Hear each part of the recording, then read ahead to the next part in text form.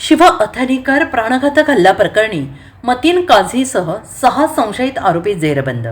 Mahatma Gandhi police Thane पोलिसांची कारवाई. पूर्व वैमनस्यातून मिरजेतील टाकळी रोड येथे शिव अथनीकर यांच्यावर प्राणघातक हल्ला केल्याप्रकरणी मिरजेतील मतीन काझी, शौकत शेख, आयन लांडगे, शोएब शेख, शाकिब खान आणि एक अल्पवयीन मुलगा अशा 6 आरोपींना जेरबंद करण्यात पोलिसांना यश आले.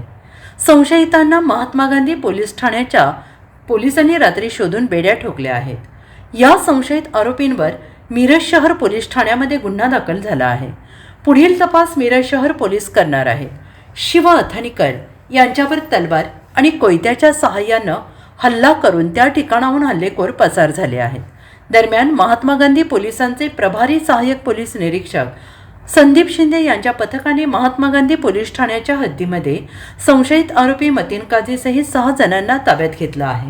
दरम्यान गंभीर जखमी असलेल्या शिव अथनीकर यांच्यावर मिरजेच्या शासकीय रुग्णालयात उपचार सुरू असून त्यांच्या प्रकृतीमध्ये सुधारणा होते आहे.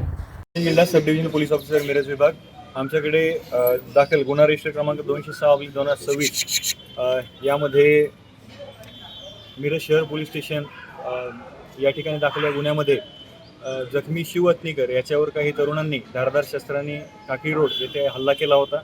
सदर गुन्ह्याचा तपास माननीय जिल्हा पोलीस अधीक्षक श्री तुषार जोशी सर, त्यासोबतच अपर पोलीस अधीक्षिका कल्पना बारोकर मॅडम यांच्या मार्गदर्शनाखाली आम्ही करत होतो. यामध्ये स्थानिक गुन्हे अन्वेषण शाखा, मिरज शहर पोलीस स्टेशन तसेच सब डिव्हिजनमधील इथले पोलीस स्टेशन यांची पथके आम्ही तयार केली होती.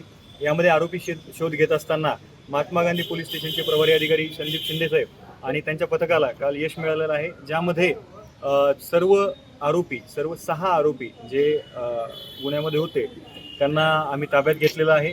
सदर आरोपींना न्यायालयामध्ये प्रोड्यूस करून त्यांची PC घेण्यात आलेली आहे.